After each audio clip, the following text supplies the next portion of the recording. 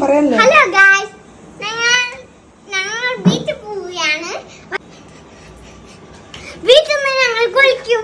Hi hello, എല്ലാവർക്കും വണക്കം. ഈ ഒരു ടൈമിൽ ഞാൻ വണക്കം പറയേണ്ട കാര്യമുണ്ടോ എന്ന് എനിക്ക് അറിയില്ല. കാരണം ഓൾറെഡി എവിടെയാണ് പോകുന്നത് എന്നുള്ളത് പറഞ്ഞു കഴിഞ്ഞു. എന്നാലും ഈ ഒരു വണക്കം പറഞ്ഞില്ലെങ്കിൽ എനിക്കൊരു ഏതെന്ന് ചോദിച്ചാൽ അത് തന്നെ ഒരു സ്റ്റാർട്ടിങ് ട്രിബിൾ എന്നൊക്കെ പറയില്ലേ, വണക്കം വെച്ച് സ്റ്റാർട്ട് ചെയ്താൽ അത് ആ ഒരു ഫ്ലോയിൽ അങ്ങ് പോകും. കുഞ്ചൂസ് ഇങ്ങനെ ഫേസ് കവർ ചെയ്ത് വെച്ചിരിക്കുന്നത് വേറെ ഒന്നും കൊണ്ടല്ല കേട്ടോ. അവൻ ഈ ഒരു കാറിൽ കയറി കഴിഞ്ഞാൽ വോമിറ്റിംഗ് ടെൻഡൻസി കുറച്ച് കൂടുതലാണ്. അതുകൊണ്ടാണ് എന്റെ മോഷൻ സിക്നസിന്റെ തുടക്കവും ഈ ഒരു കാറിൽ വെച്ചിട്ട് തന്നെയാണ് കേട്ടോ. പക്ഷെ ഇപ്പൊ ഞാൻ പേപ്പർ ഇട്ടിട്ട് അതിന്റെ മേലെ ഇരിക്കുന്നതുകൊണ്ട് എനിക്ക് അങ്ങനെ വോമിറ്റിംഗ് വരാറില്ല. ചിലർക്ക് ശരിയാവും, ചിലർക്ക് ശരിയാവില്ല എന്ന് പറയുന്നത് പോലെ കുഞ്ചൂസിന് ആ പേപ്പർ ഇട്ട് ഇരിക്കുന്നതും അങ്ങോട്ട് ഏൽക്കുന്നില്ല. ഫസ്റ്റ് ഇൻട്രൊഡക്ഷനിൽ തന്നെ അമ്മൂസ് ബീച്ചിൽ പോവാണെന്ന് പറഞ്ഞെങ്കിലും നമ്മൾ ഏത് ബീച്ചിലാണ് പോകുന്നതെന്ന് പറഞ്ഞിട്ടുണ്ടായിരുന്നില്ല. ഞാനൊരു കോഴിക്കോടുകാരിയാണെങ്കിലും ലൈഫിൽ ഫസ്റ്റ് ടൈം ആണ് കാപ്പാട് ബീച്ച് കാണുന്നതെന്ന് പറഞ്ഞു കഴിഞ്ഞാൽ നിങ്ങൾ വിശ്വസിക്കുമെന്ന് എനിക്കറിയില്ല. പക്ഷെ അതാണ് സത്യം. ഞാൻ ആദ്യമായിട്ടാണ് കാപ്പാട് ബീച്ചിൽ പോകുന്നത്. നമ്മളെല്ലാവരും ഹിസ്റ്ററിയിൽ പഠിച്ചിട്ടുള്ളത് പോലെ വാസ്കോഡ ഗാമ ആദ്യമായിട്ട് കപ്പലിറങ്ങിയ സ്ഥലമാണ് ഈ ഒരു കാപ്പാട് ബീച്ച്. ഞാൻ ആദ്യമായിട്ട് പോകുന്നത് കൊണ്ട് തന്നെ ബീച്ചിന്റെ മാറ്റങ്ങളെ കുറിച്ചൊന്നും പറയാൻ എനിക്ക് പറ്റില്ല. കാരണം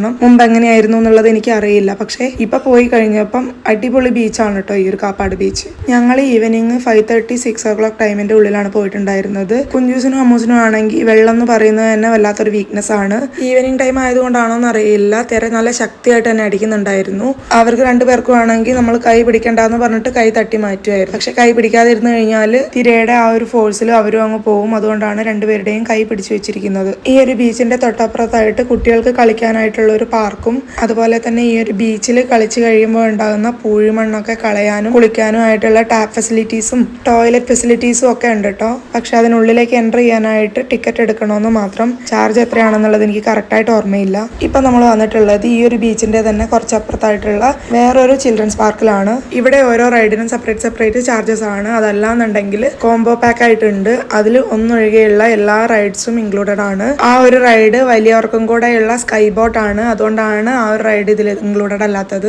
നമ്മൾ എടുത്തിട്ടുണ്ടായിരുന്നത് കോംബോ ടിക്കറ്റ് ആയിരുന്നത് കൊണ്ട് തന്നെ കുഞ്ചൂസും അമ്മൂസും എല്ലാത്തിലും വലിഞ്ഞു കയറുന്നുണ്ടായിരുന്നു. ഇപ്പൊ ഈ കയറുന്ന റൈഡിൽ കുഞ്ചൂസ് മുമ്പും കയറിയിട്ടുള്ളത് കൊണ്ട് തന്നെ അവന് വലിയ പേടിയൊന്നും ഉണ്ടായിരുന്നില്ല. മുമ്പ് കയറിയെന്ന് പറഞ്ഞെങ്കിലും അതിവിടെയല്ല കേട്ടോ, ചെന്നൈയിലാണ്. സ്ഥിരമായിട്ട് വീഡിയോ കാണുന്നവർ കണ്ടിട്ടുണ്ടാവും. പക്ഷെ അമ്മൂസിന് കയറാനുള്ള ഇൻട്രസ്റ്റ് ഇറങ്ങുമ്പോൾ ഉണ്ടായിരുന്നില്ല. ഇറങ്ങാൻ സമയമായപ്പോൾ കുറച്ച് പേടി ഉണ്ടായിരുന്നു. അതുകൊണ്ട് തന്നെ ഒരു തവണ കയറി ഇറങ്ങിയപ്പോഴേക്കും അവൾ നിർത്തി. അവൾക്ക് അതിൽ വലിയ ഇൻട്രസ്റ്റ് ഉണ്ടായിരുന്നില്ല.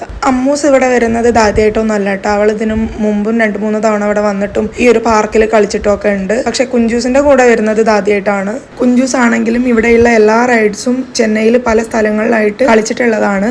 അവർ രണ്ടുപേരും ഒരുമിച്ച് കളിക്കുന്നതായതുകൊണ്ട് തന്നെ അത് രണ്ടുപേർക്കും എക്സ്ട്രാ സ്പെഷ്യൽ തന്നെയായിരുന്നു. അവരുടെ ബോട്ട് റൈഡിംഗ് കൂടെ കഴിഞ്ഞ ശേഷം നമ്മൾ തിരിച്ച് വീട്ടിലേക്ക് വന്നു. അപ്പോൾ അത്രയുള്ള ഇന്നത്തെ വീഡിയോ. ബൈ.